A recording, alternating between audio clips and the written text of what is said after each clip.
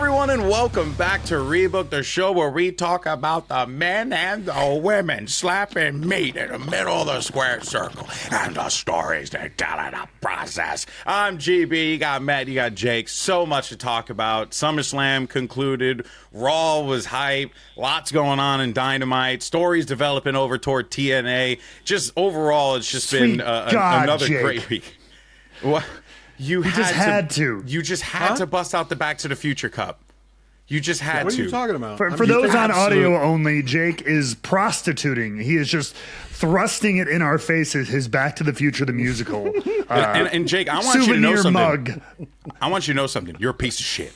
Okay? You're a piece of shit. God damn. Starting hot. Coming out hot on Rebooked this week. Yeah. Oh, man. First things first. We don't really, talk about our days and stuff. You know, I'm still in Korea. I know you guys are back home. How you guys doing? Everything going good? Not too bad. Yeah. Other than catching old man disease, I'm good. Oh, that's right. Yeah. You can talk about it if you want. I did. Well, I made a post on social about it just because I'm like, damn. Yeah, I got a case of shingles, which typically used to be only like old people, but I've already had a bunch of people tell me about how they caught it in their some people in their teens and 20s are sharing stories with me about it. Yeah, it's like late life chicken pox with nerve pain. Yeah, that's so wild. Like it's not, luckily for me it's not crazy, but it's more like nothing's debilitating. I just like can't do a lot of shit like where I would get really, I can't go to the gym because you can't get too sweaty on it and everything like that. And then oh really, it's at least until like the rash clears up kind of thing. So until that is all cleared out, which should hopefully be in 4 or 5 days. But it's just more annoying. Sleep is annoying. Random things, it's like my day is fine. I feel okay, and then randomly it's just like, guys, ow. I'm okay. Like there was one person who was very sweet, but like their first thing was like my condolences, and I'm like, geez, I'm not dead. I'm just uncomfortable for a week. Like I have medicine. I'm rested. Like I'm fine. I'm not dead. I'm just bothered. Okay, that's literally, that's it. I am bothered. It's just like it's like nature. It's like nature's shot collar. Like every now and then. Every like 2 hours, it's getting like a little like just a jolt. Just a jolt. Yeah. Oh man. Yeah. Sticking my finger in a socket. How you doing, buddy? I'm doing all right, man. I'm number 4 in the college football playoffs in my online dynasty with my friends. Damn right you are. Let's go, dude. Wait, how many people are in the dynasty though? 5 of us. There's 5 of us in the dynasty. And you're 4th. And I'm 4th overall. I lost my first game of the season by 3 points on literally the last play of the game. But I also won the game to get to the semifinals. Last play of the game. It was a beautiful. It was a beautiful. What's the team you're using? Are you using Bama the Iowa State Cyclones. The rule is that we have in our league is you have to start off with a 3-star or lower school. Oh, that's cool. So you got to build up a school. Yeah, you got to build up a school and you got to wait to get job offers. And the other rule is if you win 2 seasons in a row, if you win the championship 2 seasons in a row, you have to leave. So that's the other rule we have. You have to leave and go to a smaller school. Oh, crazy. So that we can continually keep it competitive. Yeah, I like that. That's actually kind of sick. Okay. But the game is really good, though. I've been seeing, like... It's so much fun. It's a lot of fun. Oh, yeah. The guy I'm playing is probably going to kick the dick right off of me. He's just clean right off.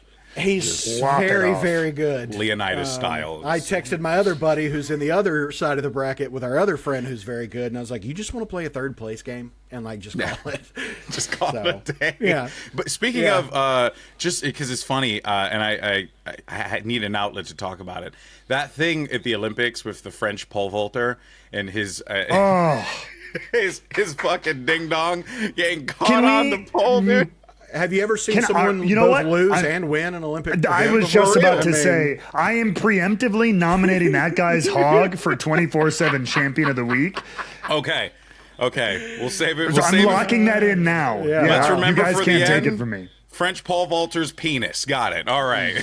Let's go ahead and dive into some pro wrestling this week, shall we, folks? And by the way, if you happen to be joining us on YouTube, Spotify, Apple Podcasts, you know, all the stuff where you listen to your podcast and watch your stuff, why don't you give us a follow? You can subscribe, give it a like, you know, things you got to do in social media so that people can see the crap that we put out online, you know, would be quite helpful.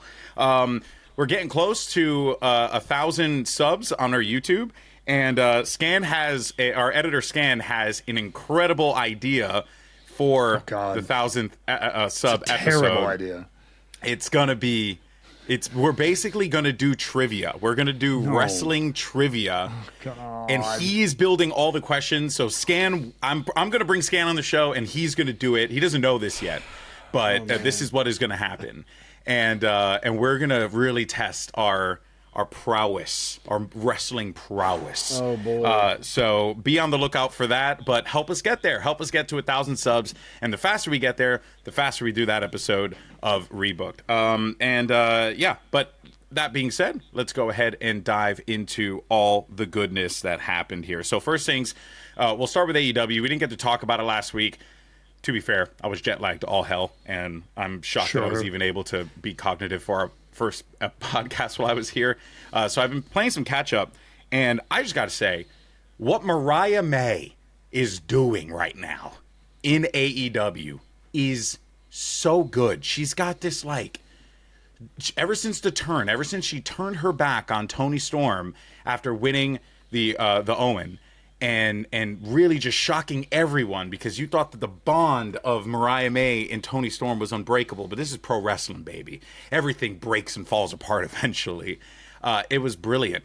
And now she's leaning into this, like, really creepy, like, dark, brooding, ominous character.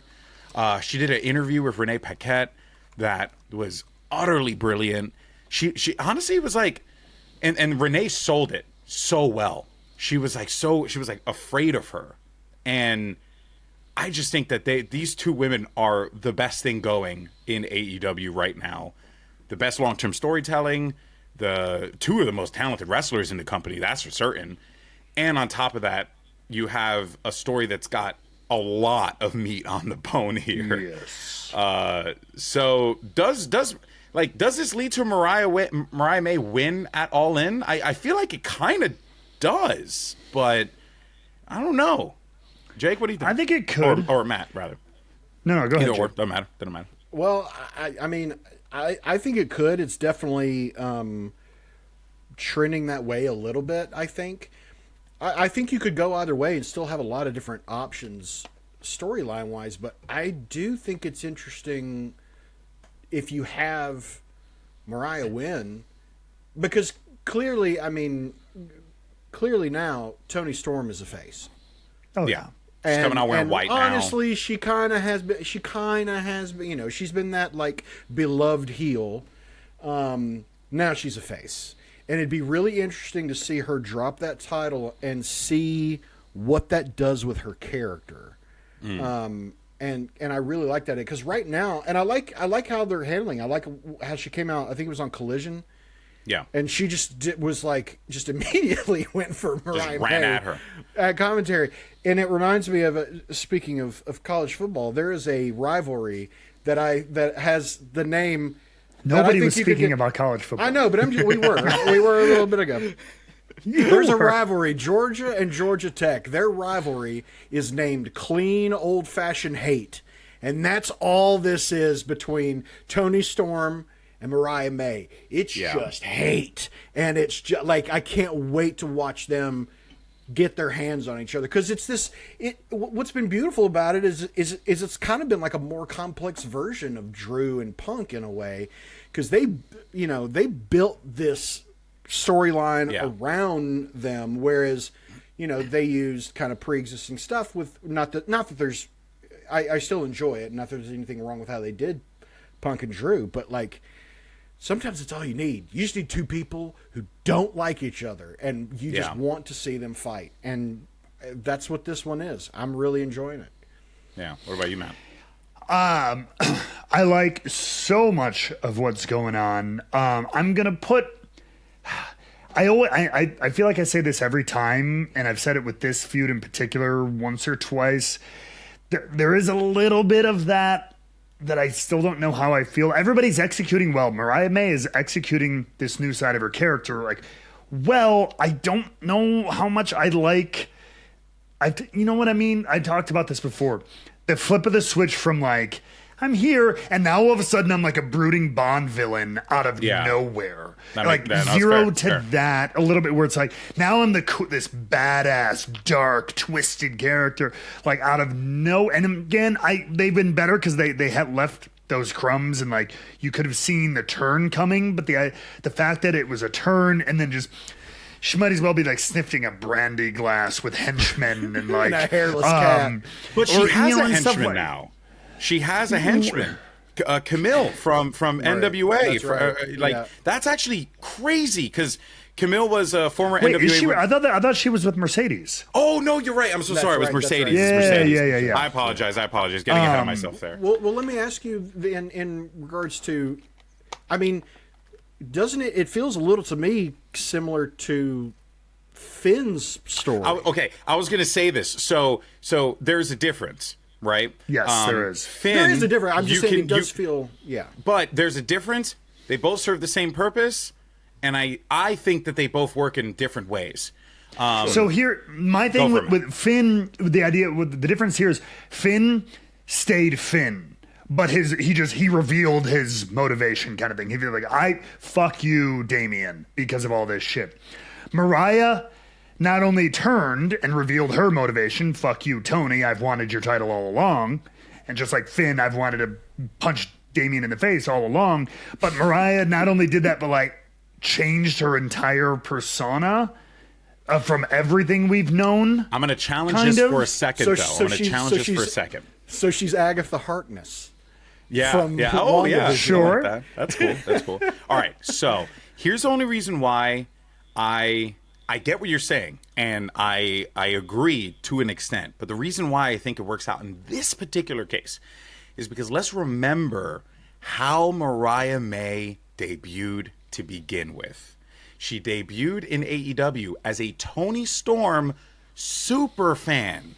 She was like addicted to Tony Storm. She followed Tony Storm everywhere. And then Tony, obviously being, needing adoration because that was what her character was calling for at the time, Mariah May was the perfect individual to fill into that gap. Then you couple that with time moving on, they actually form a friendship, and Mariah May just continues to, be like this, this figure that's like stalwart in Tony's time as champion. Like she's been there since the absolute beginning. And you kind of start to see how something that could have been really weird, but then kind of got forgotten about, but I feel like that was by design. And then she turns around and you're like, oh, she wanted what she had the entire time. That was the entire point of Mariah May. She came out with her music. She came out with her gear. She was constantly when and Mariah May loved it when there were two women fighting over her, and with Mir Shirakawa and all that stuff, who apparently is supposed to be coming back pretty soon. So we'll see if that adds a wrinkle to the story. So I do see what you're saying, but. Again, so my thing is, no, that's not wrong. They laid the crumbs. I think this is different than that. You just wanted another hint somewhere along the way, right? No. More? Again, no. It's the idea that we talk single white female. She doesn't right? feel like Mariah May anymore. Obsessive. Yeah. Like that's what we thought it was going. This kind of psychopath, obsessed with Toni Storm, taking over her life, kind of thing, right? Replacing her as timeless or whatever, like this kind of like all obsessive, which once that gets let out with the huge turn with stabbing her in the head with the heel, now we don't see a psychopath, we don't see an obsessive, now we see a cool, calm and collected like evil Bond villain kind of thing from her, as opposed to like, oh shit, she is uncomfortable. Like, I don't know. She seems But too she cool was for uncomfortable school for in this that character. interview with Renee. I still think she was too cool. She was a Okay. cool bad guy of like, huh, I'm going to intimidate you, Renee, kind of But thing. maybe I'm going to that's like say a deep and character dark. thing. Like, I want to see her Yeah. fucking loose. Yeah, She is yeah. a psychopath. That's who we should be seeing. And I'm not saying she has to like pull her hair out and get like wear a straitjacket, but we need to see that like Sadistic. like and like not even sadistic, because like here's the thing, it's the old thing, the psychopath doesn't think they're a psychopath. It's like they think it's totally normal. They're not trying to be mean and intimidate interviewers and spit dark thoughts and everything like that. No, they're like, no, like I'm Tony Storm. No, you're right. I'm Renee. I'm Tony. I'm timeless now. Yeah. Okay, like that kind of like, as opposed to just like a typical heel, like, I'm gonna spill her guts and fuck her corpse. Ooh. Like, I don't know. I've heard that shit before. I wanted something a little bit more along That's that fair. kind of Completely fair. uncomfortable. Completely fair. But all this wrapped up, but given what they're doing, they're both doing it well. I love Tony's presentation change immediately after the turn. Kind of got rid of the big hair. More, she kind of went. I don't know if anybody else got this vibe, but she's gone. She's almost started in like the 30s, kind of 40s. She moved into like that 50s. Now we say she's that almost before? like Madonna 80s. She's like 80s Madonna now, which is a different kind of starlet. Yeah, At least in it's, to me- presentation, the slicked back Yeah. hair, the kind of more But her severe attitude- makeup and everything. Her attitude's also like Rosie the Riveter. Like, it's Yeah. also that kind of vibe of like, you know, I'm She's a going through the starlet, eras. I will kick your ass. Yeah. Yeah. Yeah. I love it. I mean, It's very, very I get what cool. you're saying. I agree, like to an extent. Because it does make sense, especially when it's like the substance of it, right? But I think the overall situation, the overall story has been brilliantly told. Very, very, and I think it's the best story AEW is doing. Hands down, the best story AEW has built up in years, and you know, and they've had some great stories. I get really annoyed when people say AEW doesn't have stories. They do. The problem is that they just construct their They tell shows them in a different way. And they tell it in a different way. Not everyone needs to do it the same way the WWE is doing it. There are True, and I multiple think- ways to tell great stories. And because of the style AEW does, and I mean, it lends themselves. I often find when they do kind of get going, they have 2, maybe 3 key stories that have really gone and developed. WWE, between the amount of shows they have and the amount of infrastructure they have, they've just been on a roll. They've had 4 or 5 at any given time, which is good for them. But And also the talent they have right now is absurd. Like, but AEW, they're a little bit more, like I said, a little bit more action based and a little bit more just kind of like in the sport of things. But then when they do have stories, it's just they have a fewer, but when they hit, they hit. Yeah, exactly.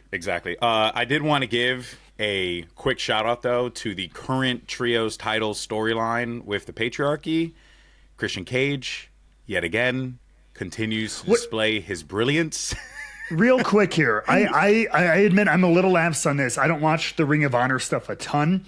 Did they just bring back the Ring of Honor 6-man titles after they already combined them? No, I don't think so. They didn't. Okay, I thought I saw like a clip or somebody talking about. Oh yeah, I just want to make sure my brain didn't explode. Not that I'm aware of. I mean, unless I'm smoking, which not here. But yeah. But what I do like about what he's doing with that story right now is he's been walking out since they won the trios titles with all the belts, and then he has gifted one belt to Nick Wayne. And then when he was going to give the other belt to Luchasaurus, he ends up giving it to Mama Wayne. What's Mama Wayne going to do in a trios tag match, Christian? What is she going to do? Oh, I mean, honestly, I could see Mama Wayne beating the shit out of Juice Robinson, which would be quite funny, honestly. He'd probably go for it. But hold up. All right, I thought I heard it. So, the trio titles were united, but then when they stripped them from the Bang Bang Gang because of the Juice Robinson stuff, they were separated again on July 10th, 2024. Oh, okay. So then they're just back in Ring of Honor. Why? Fucking... that's a separate thing, but I genuinely do believe that Ring of Honor should just become the NXT of AEW, and it should be viewed in that capacity. That's not a bad thing. Want to be completely clear on this, because NXT right now is putting out some of the best work that NXT has done since the Black and Gold era. So it's not a knock on them. It's more like AEW's the big leagues and Ring of Honors, and that's fine. I'm okay with that. As a Ring of Honor fan, for many years, I'm okay with that. But yeah, it seems like that's what they're doing there. I don't agree with it either. But, you know, so long as those belts don't show up on AEW TV, I don't care. Like, to keep those belts off of AEW TV. Yeah, that's all I ask. Like, that's all I ask. You know, you can have that. You can have trios titles in Ring of Honor because it gives wrestlers things to do, which is never a bad thing. Just but don't have them popping up all over the place. Don't have them popping up. Right. I mean, for the love of all things, the only champions that should be popping up in AEW TV from Ring of Honor is the women's champion from Ring of Honor and the men's champion from Ring of Honor, and that's about it. That's as far as I am willing to go. And they haven't even shown Athena on freaking TV. They barely show her, and she's also putting on some of her best work right now too, which is mind-blowing. But anyway, I digress. So anyway, I just think that whole situation with the patriarchy is utterly hilarious. It's Christian awesome. Cage, yet again, showing that he actually is legit as fuck when it comes to establishing titles. Christian Cage is the GOAT. I have no problem saying that, you know, every single day. All right, moving on though. Let's go ahead and talk about Danielson and Swerve. We're not going to really dive into MJF and Will Ospreay because that story's kind of on the rails right now. MJF is having fun being the American champion, going to Mexico, being very American, and just being absurd with it. It's funny. I like it, but it's not really a story. It's more just a, you know, series of matches and stuff. We'll see what happens there at All In. But for Danielson and Swerve, the talk of the town is that this is it. This is the swan song. We're at the finish line. Danielson is done after this match with Swerve. Firstly, I'm not willing to like accept it. So that's the first thing. Because Brian Danielson is part of him, and CM Punk are the reasons why I got back into pro wrestling. So, you know, it does suck, but he's had an incredible career. Do we feel, though, that this is part of the story? This is legitimate? This is half and half? I mean, when I first heard it, I thought it was pretty legit because, one, we're closing in on that year timeline that he laid out last year. And two, I know the issues he's dealt with are very real. But then watching the promo again this week with him and Swerve, I did start to get a little bit of like, I don't know, and I feel like this could be the moment. Like, it may not be a long run, but like I feel like he's gonna go out, win the title, and then have a hell of a run with somebody. I don't know who else where he drops it, and then he's done. I'm starting to feel that way now. I think it's Okada. It has to lead to Okada. From the beginning, I've been saying Okada's the one that's going to end up holding that championship. Yeah, it makes a lot of sense. You know, I mean, Danielson lost like for a Team passing of the AEW torch kind of thing. Well, not even that, right? Like in the story as well, like they lost, like Team AEW lost, like Danielson was a part of that. He's trying to redeem himself. And then, you know, here comes the Elite yet again, trying to rear their ugly head in. And Okada's like, fuck it, I'm going for the top of the mountain. And he's going to, you know, I don't know. That's what I would hope to see happen. It absolutely could. Yeah. I don't know. I was wondering, you know, it's the classic, like, is there somebody on the cusp who could use that rub? Yeah. Would it be Swerve winning it back? Would it be an Ospreay? Would it be, Hangman? I mean, Ospreay did, but Hangman's already won Danielson. It too. Ospreay did beat Danielson, so there is a possibility that, you know, Danielson, the way you can go about doing this if you really wanted to, which I don't really think they will, and I don't know if they have like the time frame to be able to do that, especially considering with the international championship and stuff. But you could do it where Danielson beats Swerve, Ospreay comes out, says, "Hey, I beat you, bruv, so I should get another opportunity at my at this belt," and then they do their match. Maybe Danielson beats Ospreay this time around, thus like kind of giving him that that win with the belt, or you have Ospreay beat Danielson, but I don't think you would really want to do that. And then wherever direction you go from there, I mean, I think I just think it leads to Okada. But the problem that I have here is that I don't want Hangman Swerve not for the title. Like, they've already done the feud that wasn't for the title. You know, we've been there and done that, and it was great. Do we really need to do it again? Well, the motivation makes more sense for the title.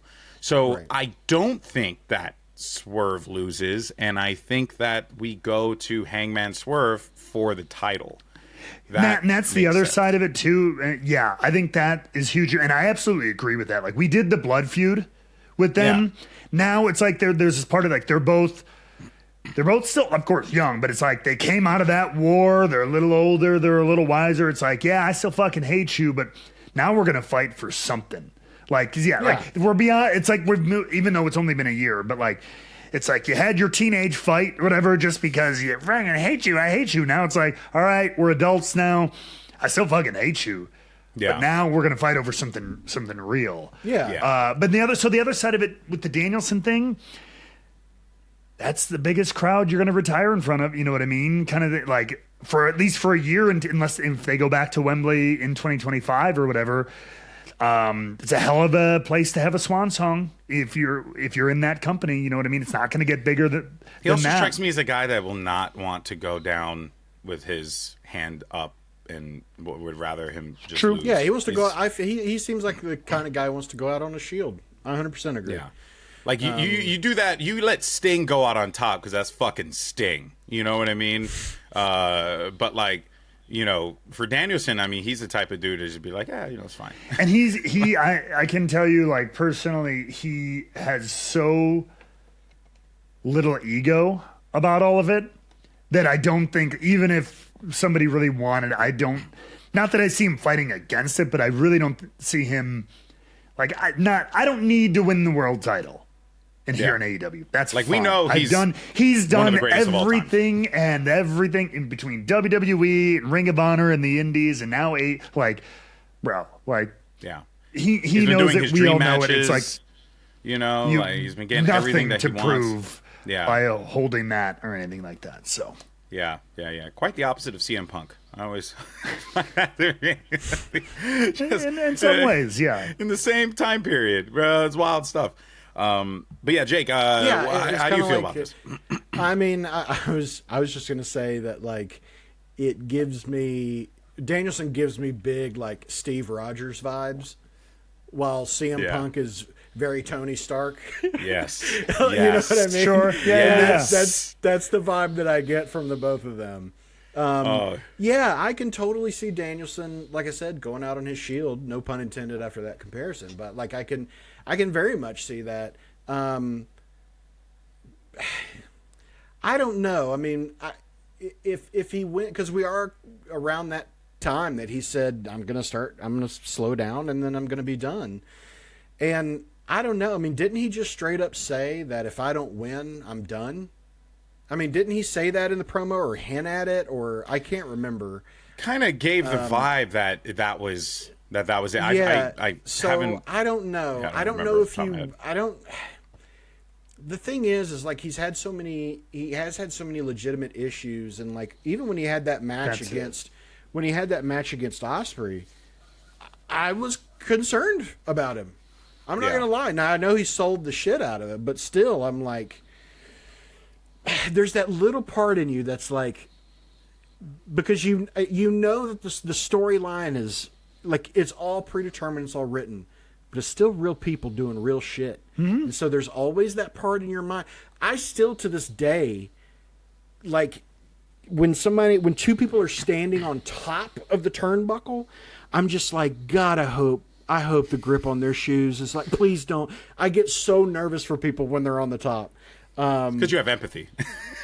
Yeah. It's just a lovely thing to have, honestly. And then it's fine, and I'm like, that was awesome. Do it again. Please be careful. Like, it's like when the Beast Mortos like picked up freaking Darby Allin over his head. Oh, and dude! Did a gorilla press on the top rope. I'm like, you can only really do that with Darby Allin, but also, oh my god, that could have been real quick. Yeah. So I always feel that way, and I felt that way with Danielson in that match with Ospreay, and I don't know, because I know that the wrestling industry loves to take real world things and weave them into story, but there are some times, I mean, and I guess really nothing is sacred. If you're making, you made jokes about Jerry Lawler having a heart attack live on Raw, and that becoming a storyline.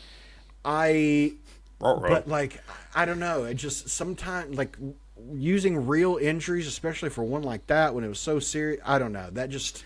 But also the thing is that Danielson's such a troll, though. He is. He's a giga troll. So like, part of me is kind of like, he could be taking us for a ride. I don't know. I know. Why would someone want to troll anybody? I don't know. It's just like... Well, you need to stop with the Back to the Future Cup, because there will be a stabbing, okay? And I want to be abundantly clear. Somehow there will be a stabbing. All right, well, let's go ahead and move on. But we'll obviously be keeping up with AEW. You'll be seeing this before Dynamite comes out, so we'll talk about what we see on Dynamite and Collision next week, see if we get any movement, because All In is right around the corner. Yes, it is. And it is going to be awesome. So we'll talk about that later. All right, moving on. Let's go ahead and dive into some WWA. First things first, SummerSlam. Great show. It was awesome. Really great show. Did not expect the amount of title changes. We are truly in the Triple H era when, like, they just, like, they're finishing stories, and then they push a story forward and creating new ones. It's like a crazy concept that hadn't happened for a very long time. Because back then it was like, you're going to win at the pay-per-view, and then the next day you'll lose on Monday Night Raw. And it's like, no, that's stupid, right? Like, there's just silliness. We want wins and losses should matter, and boy, howdy do wins and losses matter now. And I love how we're doing stuff like... Because I hated when it was like, well, the main event of Raw tonight is a 14-man tag match featuring every single person who has a match against each other at our pay-per-view that's coming up in the weekend. And they coexist. And and it's like, by the time you get to the pay-per-view, you're like, I feel like I've already seen 50 iterations of this. And now they're keeping their hands off of each other. The best thing that Drew and Punk, that whole feud, is that they didn't touch each other. Yeah, that's true. You know what's crazy, though? That, to me, second week. Well, they did a little match. bit. Well, that was the second. But at certain points. But at very key it was minimal, points. And it was, and it meant something. It was important. It was a great match. I don't know why. I was expecting, like, it was just more, like, this is going to sound weird, but just more violence. Just, like, more, I was a little bit, too. Yeah. Yeah, it felt just like a wrestling match, which, again, it's perfectly fine because, it is a wrestling show after all. And Seth called it pretty down the middle. He did. Seth was really great in that match. A lot of people were saying that it was shades of Shawn Michaels when Shawn, Taker, and Brett. Shawn, Taker, and Brett. Yeah. Which that's a really fun match. Excellent callback. Definitely check out that match if you get a chance to do Punk it. Wore pink, black, and white gear. He wore pink, and Drew wore a big leather jacket. Yeah. So there was definitely like some homages that were happening there. Yeah. Although I will say, man, the amount of times that CM Punk has referenced Bret Hart, I mean, good God Almighty, we get it. You love the man. I love him too. It's just, even though the pink and black trunks did go hard as fuck, I did quite like it. Close. Yeah, it's true. It's true. The Bret Hart fan club. But yeah, so I did feel like it was good. I enjoyed it. I love the ending. I thought the ending was phenomenal. I was not like I disengaged a few points in the match, to like pay attention and do other things. But it wasn't like, that it was awful. It was just, I don't know. The build was incredible, and sometimes it's like that. Sometimes the build is just so fucking good that nothing can ever happen. Nothing in the match can ever like match how good the build is, But it was a good match. I'm not trying to say it wasn't. But yeah, this story continues, right, on Monday Night Raw. We get some interesting threads. So what we're going to do, what I figured what we could do is we'll talk about the SummerSlam match, and if there was like follow up on Raw. We'll follow up with what happened on Raw since, we're not in the future and SmackDown hasn't happened yet. We'll worry about that then. And don't worry, we're going to talk about the OTC. But the way that went was pretty great. So it seems like we're still going to get more out of Punk and Drew. Yeah, for sure. As we expected. As we expected. This was only the first stop. Yeah, and now I think this is where, we get Hell in a Cell. Now it should get violent. Yeah, now we get Hell in a Cell. If we want to continue mimicking that era of Shawn, Taker, Bret, where do we go next? Where was the original Hell in a Cell? Bad Blood 97, baby. That's right. No fucking way. So Matt, why not? Cooking. Matt, you're cooking. I'm just saying, maybe that young Matthew, you are cooking. So I think they skip Bash at Berlin. Maybe there's a promo, maybe there's something, whatever. But I think the next match is at Bad Blood, and I think they could do something like a Hell in a Cell. And you can skip Bash at Berlin because you got another great blood feud that is sitting on top of all of this right now with Damian and Finn. So we'll talk about that in a second. I did want to talk about some of the other matches that happened that we'll get some conclusions on SmackDown first and foremost. Before we start getting too specific, I just you brought up a really good point because some people were saying like it's interesting because Triple H era, whatever you want to call it, seemed to kind of lean on a lot of long title reigns, which I do like. It establishes champion stuff. You had Roman, which started well before his era, but still, Roman continued into that Triple H booking. Sami Zayn had a nice long title run. Gunther before that, obviously an incredibly long, and Rhea Ripley before she got hurt. All those long tenured title runs, and so a lot of people were. Some people were kind of caught off guard. That should mean something. You should hold on to that title. You're the champion. And so some people were caught off guard with the sheer amount of title changes at SummerSlam being like, whoa, are we going, like, people overreacted to like, oh, are we going back to a hot potato kind of thing? But to your point, GB, that you brought up, what I loved, yes, there were a lot of them, but they were a lot of the stories paid off with that. Yeah, for good reasons. Yes, they made sense. Yes. That's the thing. The hot potatoing never made sense. It felt like let's put the title literally on someone who's hot so they can say that they've been champion. Only one didn't make sense. Just to have them pass it back and forth. But okay. And that was Nia Bailey. That one didn't make sense to me. Bailey kind of got screwed in her run. It was like they had this great build with Io Sky. That got pushed aside because of, finish the story. And then Bailey, even though Bailey had a moment, it was incredible and everyone was super stoked for her. She never really got going with that title. And maybe that's something you could build off of. I want to see if they build off of that, though, because that sounds like a good story point. Yeah, well, I've always said, to me, Bailey is like the female Sami Zayn in a way. Like, she's so interesting to me as the underdog. Like, Bailey to me is one, crazy because they came up around the same time, right? So, but she to me is such a relatable person that, like, watching her, you kind of transfer yourself onto her, right? And you're like, like, come on, we can do. I don't know. It makes you root for her more, and so I don't know. Like, I think while this was a disappointment, like now, I don't know. Maybe this is her Roman Reigns in a way of like, okay, I'm gonna, 100%. She should chase. She should chase. Yeah. Right. I think like the idea of Tiffany Stratton and Nia Jax, like, I actually would like a world where, Tiffany Stratton is the exclamation mark at the end of this very, long story, right? And that's probably going to be, that is going to be where it goes. Whether or not that's her pinning Bailey or her pinning Nia, I think there's more value in her pinning Nia. But I am curious to see what they end up doing with Bailey leading into this. I almost think it would be interesting to have Bailey beats Nia and just, after just beating the hell out of each other, and then Tiffy cashes in. And it's like, and then Bailey's like, oh my God, again. Like, it's just in my just let me, it's the, it's $1 on a fishing pole. And it's just like, oh, come on, Bailey. And then having her finally like beat the both of them in some big moment Triple to threat really match.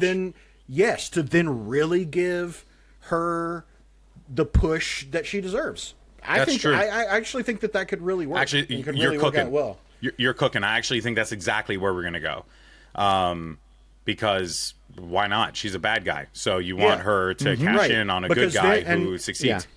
Yeah, it makes a lot of sense. The thing is that in the match itself, her coming out was kind of lame. Didn't really work. But if it serves like the longer story, then that's fine. Nia was great. It was a great match. And that powerbomb, whew, my God. That shit popped me. I love that. That was amazing. I was genuinely like, I couldn't believe that she pulled that off. So that was cool. Then of course, let's move on though and talk about another quick one. We'll dive into this one real fast. LA Knight, Logan Paul.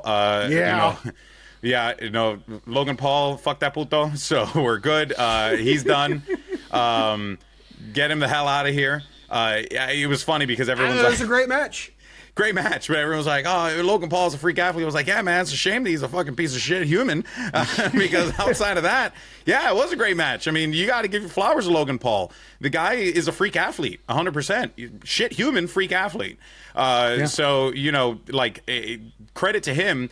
I don't think he was he had a few good moments in the beginning of that U.S. title picture feud. He had a few good moments where you're like, oh, this could be something special. You thought he was going to get something maybe with Waller in Theory. There could have been like a little fuckboy gimmick going on between them. And then they kind of just shot the bed on it. And I don't think that was WWE's fault. I actually think it was just Logan Paul just, not being a full-time wrestler and fully committed to being a wrestler. I'm fine with it. LA Knight hit him with the BFT in the middle of the ring. Probably one of the most protected moves in professional wrestling right now because he hits that once and it's match over. Yeah, so, as it should be. Exactly. So that is pretty sick. And, I'm just glad that LA Knight finally has gold in WWE. Yes. Yeah. Much needed. I thought it was a very good match. Speaking of when I was talking earlier about being nervous about people on the top rope, that rope spot. I thought he was about to paralyze Logan Paul.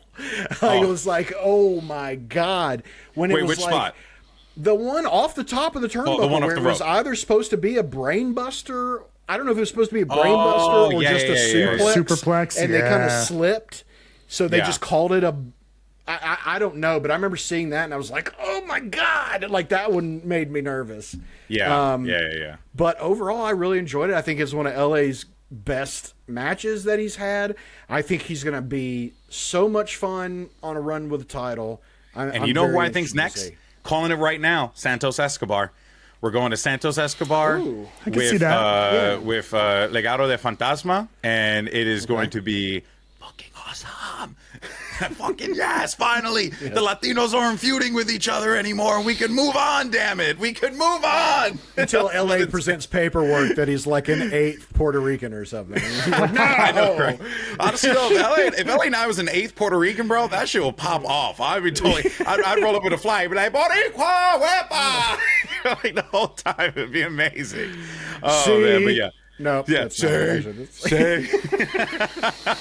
actually got to be. We got to do that. Say every time we show up at a show. Yeah. But yeah, so that was pretty awesome. But let's go ahead though and continue forward with the rest of the card. Sami Zayn, Braun Breaker. That again, we all knew that was coming. No one was disappointed by the result. This is just the quintessential workhorse championship, and we're just going to see a bunch of really talented wrestlers just go for that gold. And I'm okay with it. And Breaker's been on such a streak. Keep that streak going. You make a star. I don't need a crazy story. I just got to see great wrestlers doing great things. Yeah, and I'll tell you what. I thought Braun cut a hell of a promo. Oh, I didn't see that. I thought it was fantastic. Yeah, you got to go watch it. It was really good. He's very convincing as like a, what am I just going to hold this title and not fight? No, I'm not going to be hunted. I'm going to be the hunter. I'm going to go after everybody. You want this gold? Well, too damn bad. It's not leaving my shoulder. And it was so good. It was such a great promo. Go find it. It was great. I think they're going to keep that belt on him for a minute. I think so. he's gonna hold that for a hot minute, and I'm quite excited. I actually want to see him maybe feud with Sheamus. I think that would be really fun. That would be a hell of a fight to see. The only belt Sheamus hasn't won, so and that would be a good point. That'd be a war, and where's a great place you could do that in Germany? So you can have a great matchup out there. Did they indicate where they were going? Pete's going to interfere with that. Yeah, that's true. Did they indicate on Raw where they were going with Braun, or it was just a promo and then he just it was just a promo. We know there's going to be anyone. a 2 out of 3 falls match with Sammy for the title again next week. Sammy gets his rematch. Oh, that's right. That's right. Two out of three it was 2 falls. out of 3 falls. I sniffed some shenanigans. I'm sniffing it. For sure. Smells like shenanigans. That's very, very exciting. Now let's go ahead and talk about the match that was our main event. It did not disappoint. Bro, so good. All Matt So good. just pop off about it. No, it was awesome between this and like you said, since we'll cover Fallout as well. This We're talking about Liv and Rhea, by the way. Liv and Rhea. Yes. Sorry, I want to be clear. I didn't say it. Open the show. Great spot for that. But just like we've been waiting for this, it delivered. Good overall, just like match. But then he had the moments Rhea slamming her shoulder back into place or whatever was such a fun thing and just adds to her badass aura and everything. You know what I mean?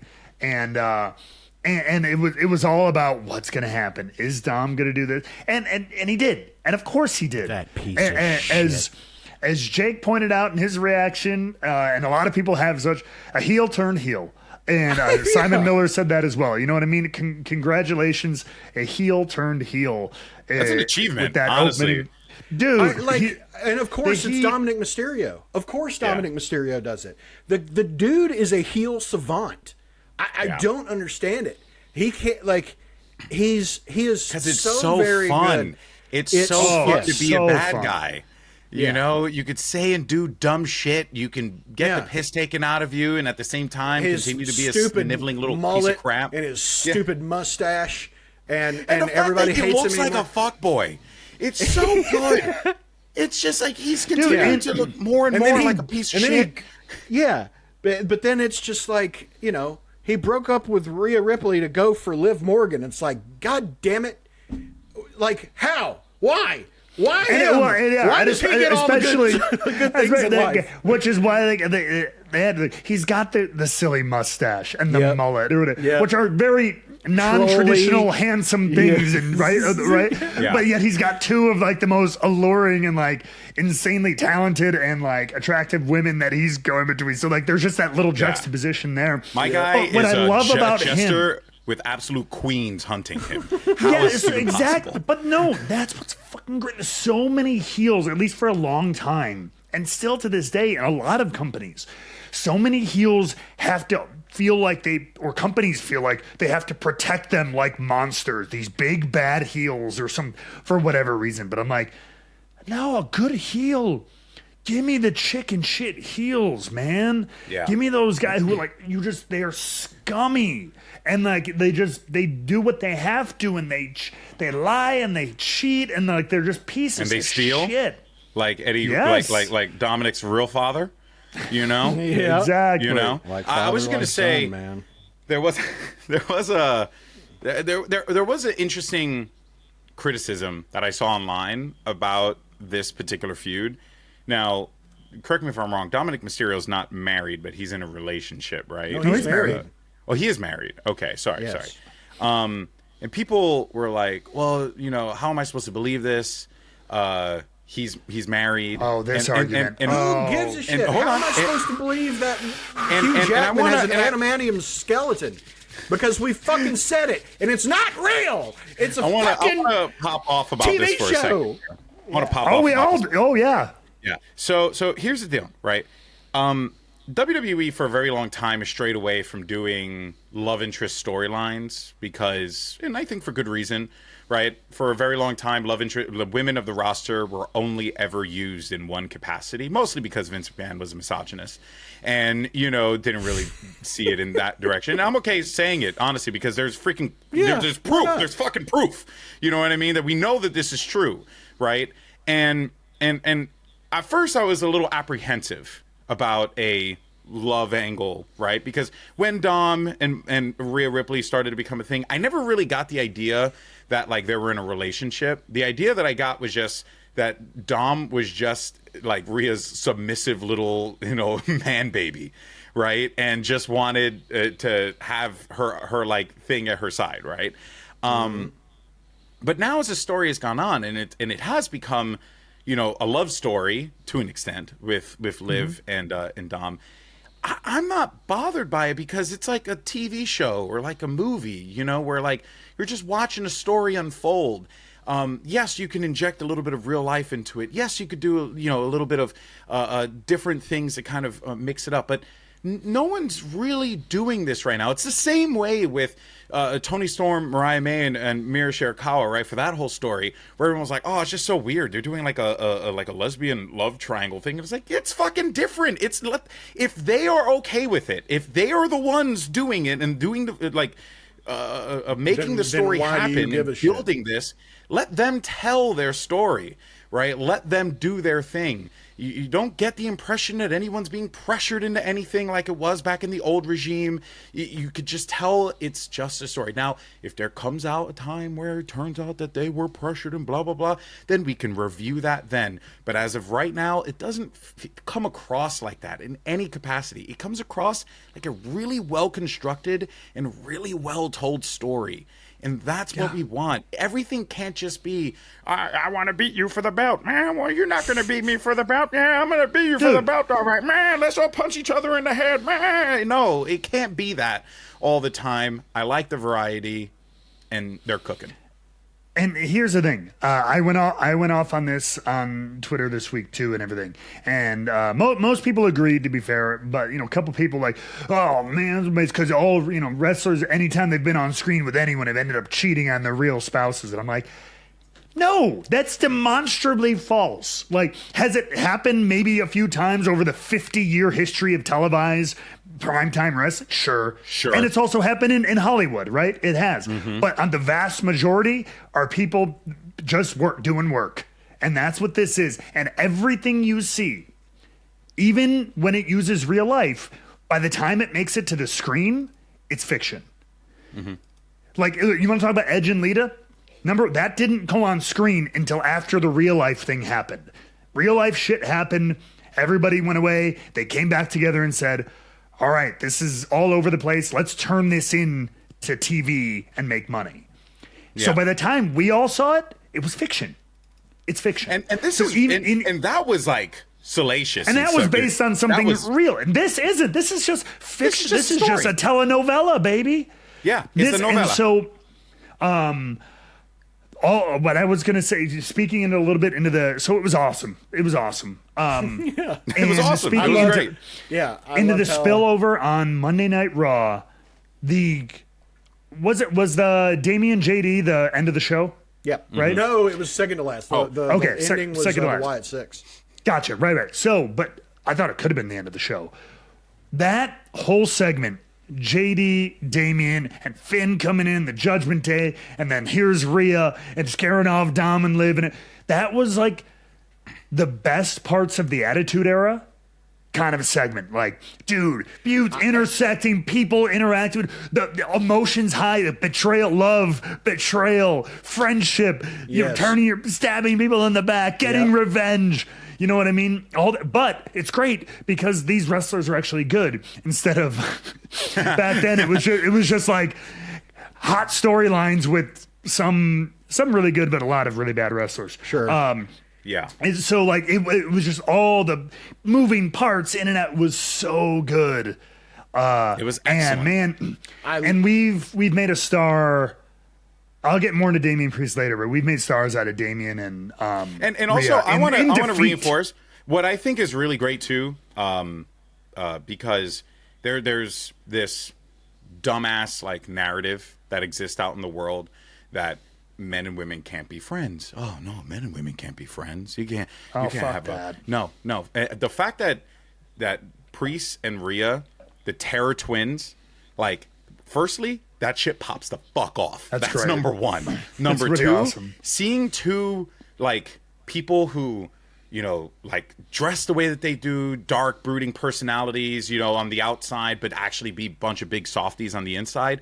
That's good. That's a good thing. That's a good thing for people to see on screen, to like make people realize like a majority of my friends are fucking women.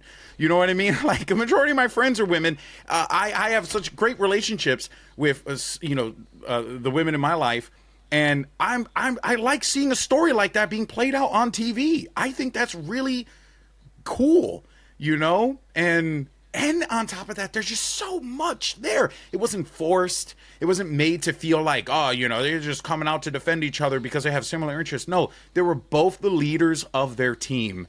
They loved their team. They believed in their team. They rooted for their team. And then their team turned their back because of a damn Jezebel. You know, like, it's just too good. It's too good. And everything about this is the best fucking thing on WWE TV right now. Yeah. Oh, I love it. That moment, the promo that Finn did where he was talking on the Jumbotron, and then just I'm not just going to beat you. We all are. And that pull out to reveal all of that, the new Judgment Day. Oh, I loved that. That was so What was good. the match that Priest or that Finn was alluding to? Because I don't remember. That was the world title match, but it was a year ago. He fought for the world title, and I think that was against Seth. I think it was, yeah. It was, right? I think it was against Seth, and he came out just in the middle of the match with the briefcase, and it distracted Finn, and that's what caused him to lose. Mm-hmm. Fuck, that is some great long-term storytelling. That's And that's the reason why it's like you look at all the separate parts of this thing and the way it comes together in a beautiful, chaotic symphony of carnage. And it is, I mean, you can't get better than that. There's reasons for everything. Yeah. The heels they have their justification. Now, their actions, as all good bad guys, step over that line, right? It's an overreaction, but they have a good, legitimate motivation. Yeah. And our baby faces have a good, legitimate motive. Like, everybody has reasons, impetuses for what they're doing. The characters have reasons they're moving in their directions. And I'll tell you what else is great about this, too, because we even talked about it on the prediction show about this being, are we seeing the death of Judgment Day? No. We have seen the rebirth of Judgment Day. Judgment Day started as a heel faction. They became baby faces largely due to Damian Priest and Rhea Ripley. Yep. And that they have been excised. Like, they have just been rejected. No more leaders. Rejected by the host body. We are now we're now this anarchic. They're embracing We're socialism. this anarchic group where there are no and actually I more love anarchists, that. if anything. Yeah. I love that they kept the group alive. Yeah, I wasn't sure if they would them. after that. Yeah. And I love it. I might be an even bigger Judgment Day fan now that they did that. I think that's brilliant. I loved that. It was a beautiful piece of storytelling. And they're immediately a massive threat again. They are. They're right back fantastic. on top. And let's actually use that as an opportunity to talk about Gunther versus Damian Priest. Was so good. Fuck me, man. Really? I'm just going to jump in. I'm sorry. I'm going to steamroll this. Go for it. This is the gear that I've been wanting to see from Damian Priest. Yes, 1,000 times yes. Dying. Both Saturday and Monday. Yes, I knew it was there, and I've wanted it. And oh my God, did we get that? And he. Winning and defeat, bro. Winning and defeat. That's exactly what has Made me happened. really happy. I mean, that's what's so good. Me too. I was like, when he made Gunther's chest bleed from a slap, I was like, this guy. By the way, just immediately has become. I mean, Gunther pre-planned that. I don't care. Which it is was fucking awesome. awesome. Then it was either it happened for I'm not real and saying it that's is- badass, wanna or be it's set clear. up and it was yeah, effective. yeah. Because I don't know if you was- noticed, but when he came out, his chest was like, he had like a vessel here that was like very red when the match hadn't even started yet. So they planned for that. I mean, it Jake. was awesome. Perhaps. They It was- fucking planned for it, man. These It was people, so good. they're on another level right now. Like, you mean to tell me some guy goes to Gunther, he's like, Gunther, we got to get some color on your chest because what we want to do is get Priest to pop your chest open. Gunther's like, but of course. And then he just starts slapping his fucking chest nonstop. Or he just, my or God. he just cuts it and puts a little like super glue over it, and is like, Could have been. Could have been. I mean, break it honestly, back Gunther's open. a fucking badass, so you probably did. Dude, that match was a brawl. It was brilliant. so much fun to watch. It was just two dudes beating the shit out of each other, just pure will and anger and desire all rolled up into this. I mean, that's I meaty know I men sound like a slapping broken meat if I've record. ever seen it. I know Ooh. I sound like a broken record every time I talk about Damian Priest, but I don't think you guys realize how much it means to me to see a Boricua champion and a guy who my eyes are getting a little watery. Sorry, it genuinely does mean the world to me to hear all those people in Cleveland like lose their shit when he hit the South of Heaven, when he was going to win, he was going to win, and everyone was so.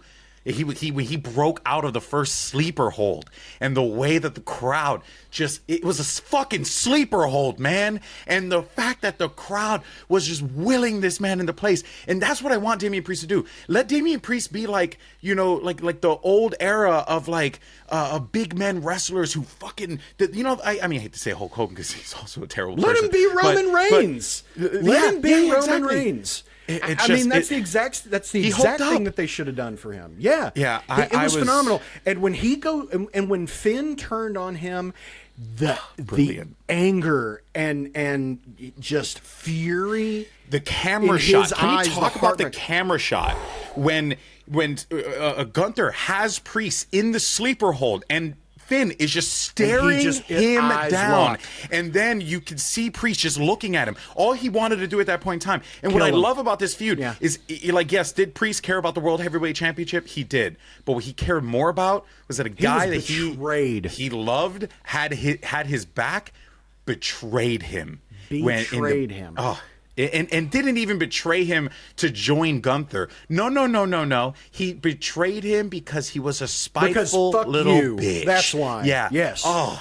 And then when he breaks out of the sleeper hold, and then Finn starts to panic, and then when he breaks out of the fucking sleeper hold, and he pushes Gunther to the side, what does Damian Priest do? He doesn't attack. After him. He goes after fucking Finn, and that tells you everything you need to know. Everything about that was really well done, and I loved it. We say it, but you got to stress it here. WWE, the writers, the people who have formulated these things, the wrestlers who are performing this in the middle of the ring, this was an excellent story. Yeah. I'm explaining this story to my friends, and they're like, yo, that shit's freaking crazy. Like, all the people here at VCT, they're like, oh, that's crazy. So what, his friend just betrayed him? Why? And I was like, I had a a friend over hanging out because she was just trying to get some writing done, and I was like, just come over and hang out. And she was like, oh, I don't really watch wrestling. I'm like, that's fine. You don't have to. You're supposed to write anyway. And I look over, and she was like, just locked on, and she was like, oh my God, are they friends? And I was like, they were. And she was just like, oh my God, he's gonna kill him. And it was just great to see. Like, I mean, man, professional wrestling is the greatest form of entertainment ever, and I have no problem saying that. When it's done well, it's perfection. It's utter perfection. Like I said, I mean, man, it was great. But let's go ahead though and pivot over to Raw real fast. We talked about what happened with Damian Priest and Rhea Ripley and the rest of the new Judgment Day 2.0. But then our new World Heavyweight Champion is entering into a program with the Viper, Randy Orton, and what I enjoyed about this was the justification, man. It was just great. It makes all the sense in the world. As soon as I heard his music hit, I was like, yeah, of course. Yep, that makes sense. Because if Priest doesn't care about the title right now, banger. If Priest isn't putting his attention to the title, he needs someone to beat to establish himself. Who better to beat in Germany than Randy Orton? Because they in that semifinal, or I guess it was finals match. Finals. Oh my God, so that was a banger, and I can't wait to see what they do at Bash at Berlin. In Germany. In Germany. It's gonna be that's wild, gonna be the main man. event. That has to be the main event. If it's not the main event, that will be a fuck up by WWE, because they kind of that fucked crowd's up gonna be white hot at Clash of the Castle, in my opinion, by not having that match, by not having Drew and Priest be the main event. But that also just could have been like, the story continued needing to develop. But it's Randy Orton, man. It's Randy Orton. Yeah. He's a main eventer. Period. That's it. Yep. The whole reason why people are showing up at fucking Bash in Berlin is for Gunther. So you gotta have him be the main event. You know, there's no shot that the German crowd's gonna be going nuts for the American Nightmare. Maybe in the opening match, but not when Gunther's on the card. But I'll tell you, another thing that I really loved about that moment on Raw was the moment that they put the microphones down and the camera came in, and it was just a conversation between you and me. And Gunther was like, nothing catches me out of nowhere. Nothing catches me by surprise. And Randy just saying, I want you to see it coming. Ooh, it's good. That was cool. That was a cool little moment. It was such a good moment. It's going to be fantastic. Yeah. Gunther has proven himself to be WWE's greatest asset, right now. Greatest rising asset, I should say, because they have some great wrestlers. But Gunther has definitely been, and what I love about it too is he's doing it in a traditional wrestling manner. He's got a traditional way about him. He fits the bill of the old school WWF type wrestlers or WCCW. Like, he's got that vibe. Keep it going. He keeps making me think of M. Bison in Street Fighter. Dude, even with his jacket when he comes in and whatever. I mean, he's M. Bison. That's who he is. I swear, if that entrance at Bash of Berlin doesn't have some kind of freaking final boss level energy to it, I will be disappointed, because you got to. Yeah, you got to lean into it. I wish they would just give him his old music back, because it's public domain. I mean, just give him. They have it in the intro. Just let the whole thing go. I don't know. Yeah. Anyway. Yeah. Okay. Well. That leads us to our main event of SummerSlam, which we had questioned it, but we said that there was only one reason why this would be the main event. The only reason. And it turned out to be exactly true. Nailed it. We all kind of saw it coming. The OTC, the original tribal chief, has returned. Roman Reigns. Let's just get some reactions off of this. Matt, how did you feel about that whole sequence of events? I mean, it was the match goes down exactly like all three of us, and probably any fan who's watched for more than 2 months. They had Bloodline rules. Well, now you telegraph even more. The boys come out, KO Orton come out, blah, blah, blah, all raking down, right? You knew that shit was happening. Yeah. And then, Roman's music hits, man, and... just hit my elbow on the table like fucking hard. Damn, kid. Still excited? Oh, shit. He's a big Roman fan. No, it was awesome, because it was the exact... I knew it since the night after WrestleMania. I'm like, send him away. He comes back. He's a huge fucking babyface. He was the biggest heel in the company, but when you go, what makes a babyface better than time? Because people, they know. Absence people makes know. The heart grow fonder. And fans, even if they're booing you again, fans are usually number one in on it because they want to boo the bad guys. But you appreciate how good, and it was unadulterated. That ooh-ah was probably one of the last. I can just imagine, like, I don't know, like Vince McMahon rolling around in his sex-addled mansion, piss covered, fucking sheets. Yeah, right. Like, that's the idea of, like, This is what With we've a been worse looking mustache than Dominic. for 10 years. Yeah. Or whatever. Or 8 or 9 years since we decided to kind of make him a I wouldn't main be shocked if this was Triple H just like being like, hey, yo, Vince, let me show you how it's done. Let me show you how to build a hero. Let me show you how to build a face. Watch me work. And he worked. I am very interested to see how, like, because there were a lot of things that happened, right, in that moment. So, because I agree with you guys, like, the match was the match. Like, we knew everything that was going to happen. It's not really much to dive into there. What really matters. One thing I will say, just as it wasn't life changing in any way, but I do want to throw a little shout out to Solo Sikoa though. 100%. He held his own. He did totally fine in that match. Was it a crazy life changing match? No, but he's still a young guy, and that is a huge spot to main event one of a huge pay per view with the world champ. In a one on one scenario like that, I think it was the first time he had done that level of a main event match kind of thing that wasn't a tag or something else. So shout out to him for holding his own and performing what he needed to do. Yeah, and like you said, the match was very fine. It was fine. It was a lighter version of the WrestleMania 40 match. It was Diet WrestleMania. That's all. Diet WrestleMania, which is what SummerSlam is to a certain extent. So, and then they said, "Well, we need let's pour a little whiskey in this Diet Mountain, in this Diet WrestleMania, kick it up a notch, and bring back the Tribal Chief." And you're right. He walks in the ring, cocks his fist, and he played it so perfectly the way he had his body positioned, and he just jumps and turns right into the punch on Solo, and then just exchanges a look with Cody, a nod of respect. I'll see you later. Well, you and I'll handle our shit later, and you won. I respect it, but fuck these clowns. I'm out. Yeah. He's yours. Loved it. I mean, 10 out of 10, no notes. I thought it was exactly how you needed to handle Roman coming back. Now, let's just do, before we wrap things up, let's just do a little bit of fantasy booking. So there are a few angles that you can go here, and I want to see what you guys think. So your first angle that you go, you get Roman Cody back in the ring again, right? You have a couple big pay-per-views coming up, so you can have Roman Cody fight each other. Rock interferes. Rock gets involved. Does The Rock be the one who is pulling the strings at the Bloodline?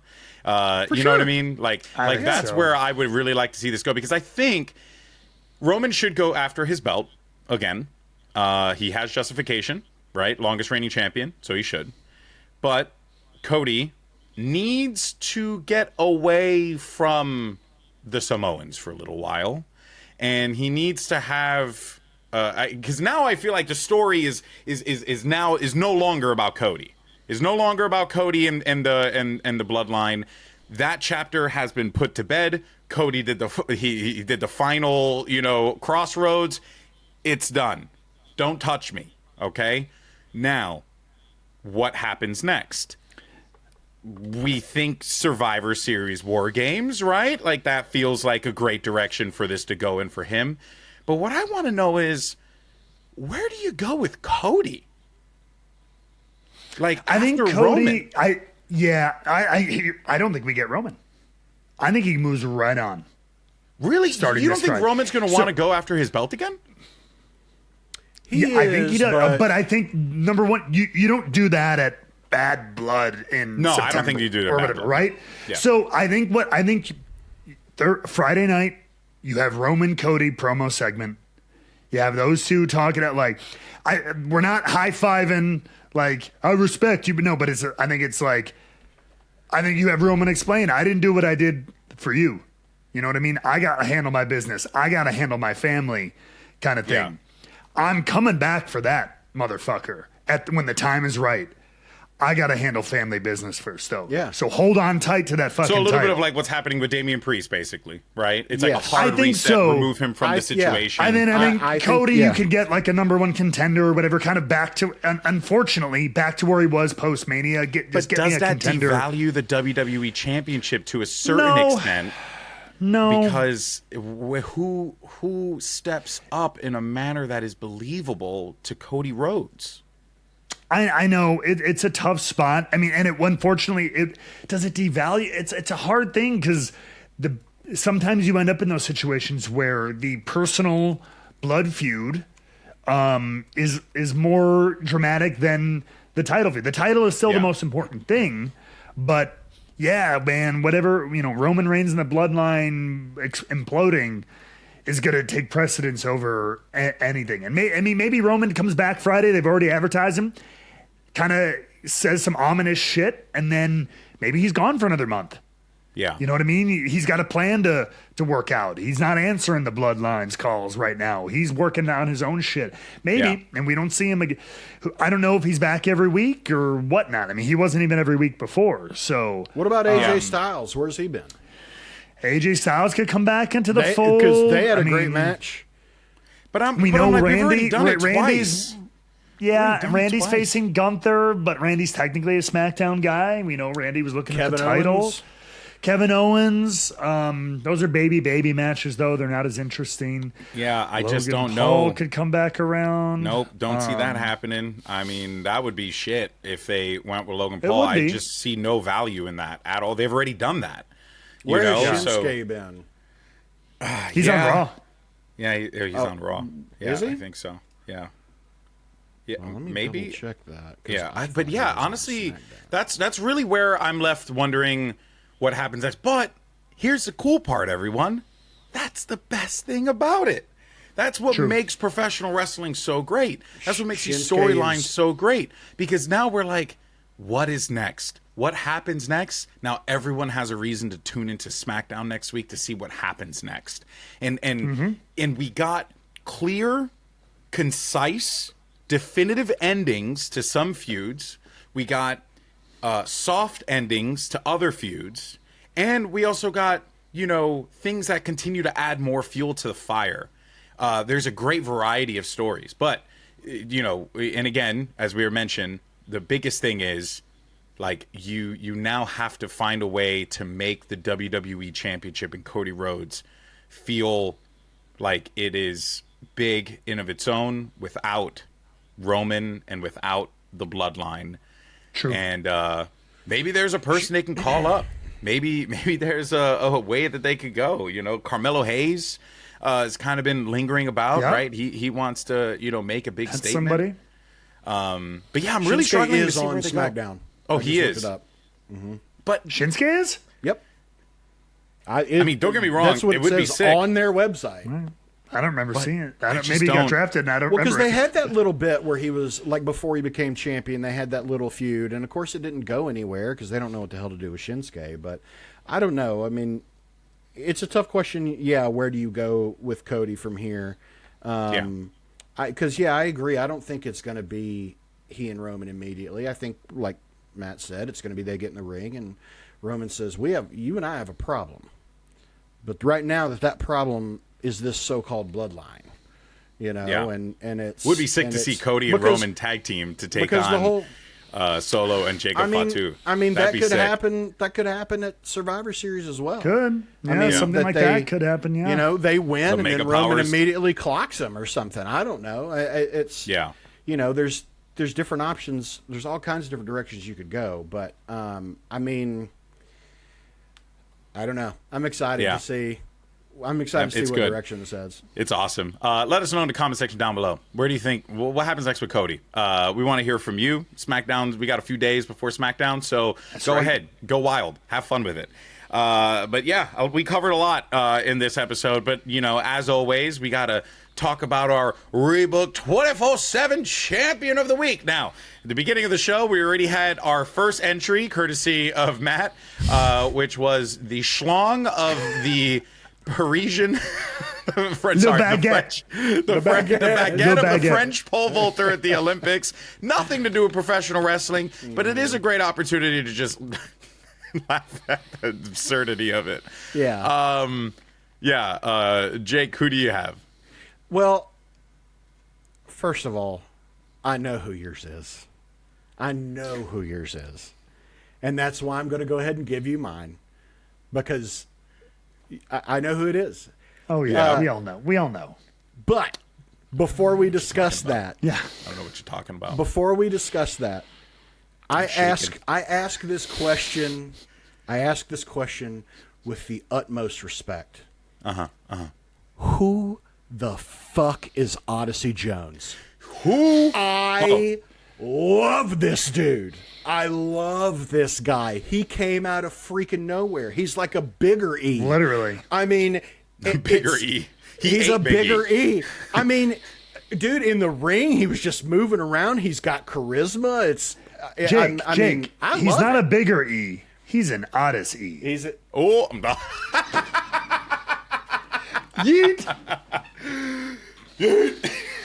And I'm out.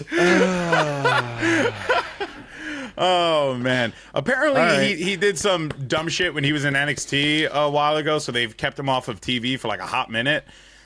dude, I love he it. said something And stupid. And I'll but, tell you what, if he stays and becomes like a member of New Day or something, I kind of think that would be awesome. If I mean, that would inject some life back into New Day, and because like now I'm doubly interested, because obviously like Woods didn't seem cool with it, and they always, it seems like they always want to tease New Day breaking up, but honestly I don't think they're ever gonna break up. Like, Not if they have anything to do with it. Exactly. There's Yeah. no way. There's no Big way. E Are they gonna already tease endorsed it? him. Are they going to? That's what I'm saying. Like, Yeah. I loved this guy. My name's Big E, and I support this message.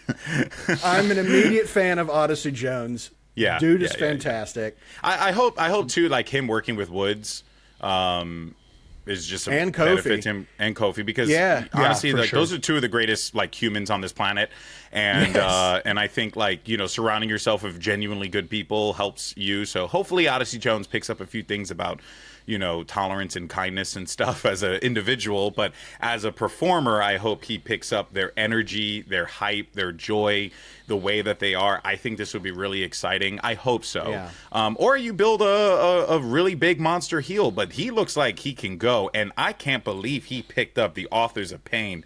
Like, he Bro, was picking in up a a couple double things at the sidewalk- fucking airport, bro. That's like a hard, awkward way to do it too. Like that is not, He's was and inhuman. seems solid. That looked painful. Yeah. So, I don't know. All right. Well, enough of that shit. Just say it, GB. Do it. Just let us have it. Just say who it is.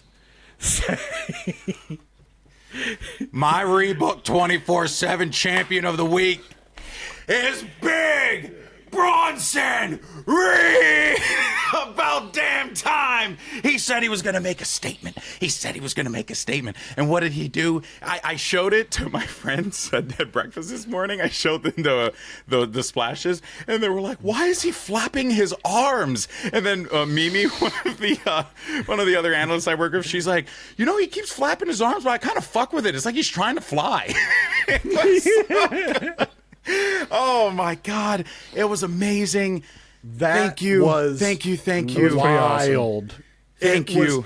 Who knew that the best way to get over is just pure, unadulterated violence? Yeah, because the best way to get over is to flatten someone.